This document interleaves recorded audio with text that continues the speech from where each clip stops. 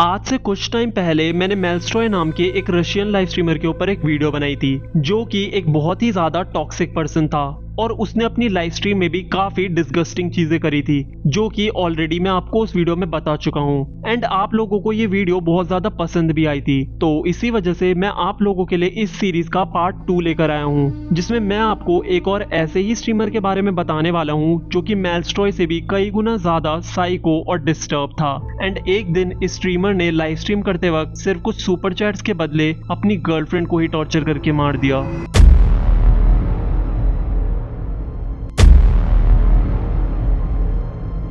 स्टैस रीफ्ले, जिसका real name था स्टेनिस्लाव रेशितनिकोव और ये एक रशियन लाइव स्ट्रीमर था। स्टैस रीफ्ले अपनी लाइव स्ट्रीम में video games and online casino खेला करता था और वो अपनी ट्रैश स्ट्रीम्स के लिए भी जाना जाता था। ट्रैश स्ट्रीमिंग बेसिकली एक सब कल्चर है जहां पर आपके व्यूअर्स आपको पैसे देते हैं सुपर चैट के थ्रू, बट उसके बदले वो आपसे कुछ बहुत ही ज्यादा एक्सट्रीम करने को बोलते हैं।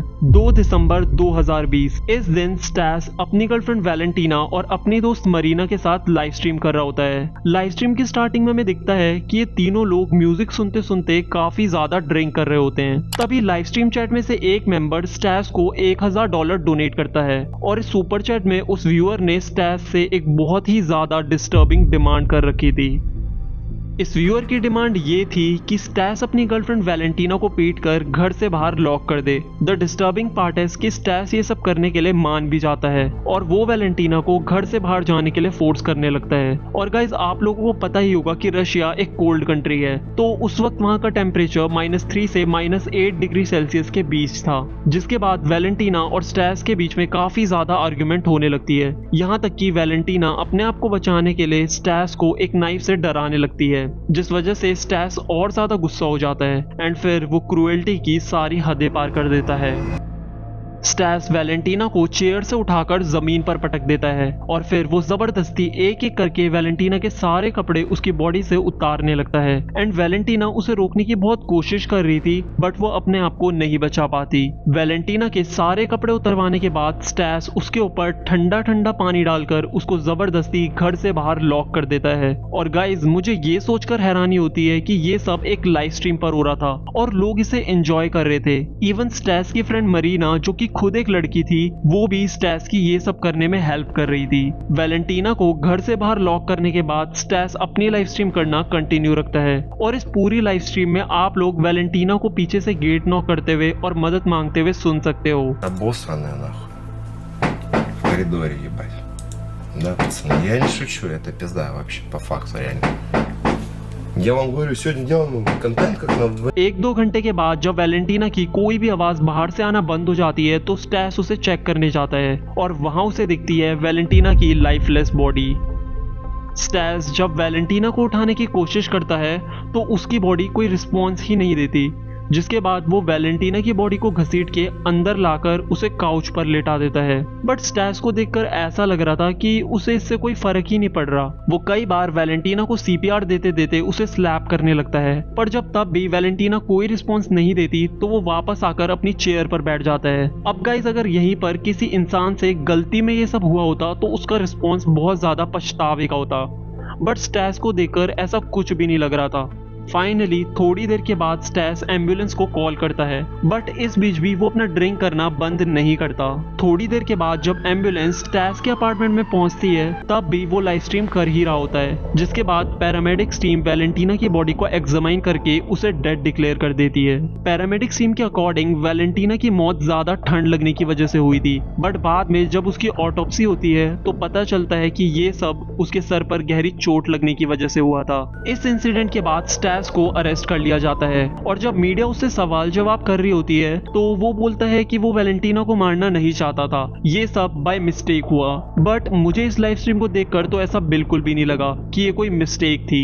इस इंसिडेंट के बाद स्टैस ये भी क्लेम करने लगता है कि वैलेंटीना एक प्रोस्टिट्यूट थी और ड्रग्स लेती थी, तो उसकी मौत वैसे भी हो ही जाती। हालांकि ये रूमर्स बाद में गलत साबित होते हैं, जिस वजह से उसे सिर्फ 6 साल की सजा सुनाई जाती है, जो मेरे हिसाब से बहुत ज्यादा कम है।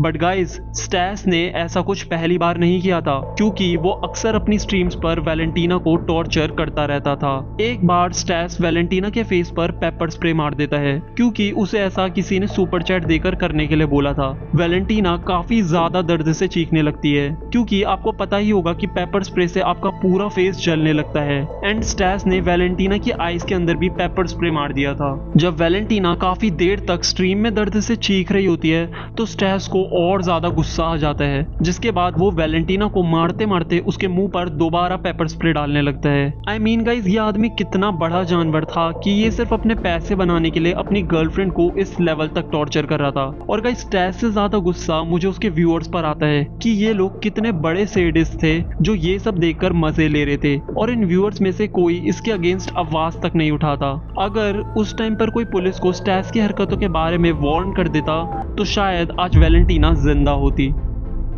स्टैश की लाइव स्ट्रीम का एक और बहुत फेमस केस जो वैलेंटीन गार्निशेव नाम के आदमी से रिलेटेड था। वैलेंटीन एक होमलेस पर्सन था जिसे शराब की गंदी लत थी।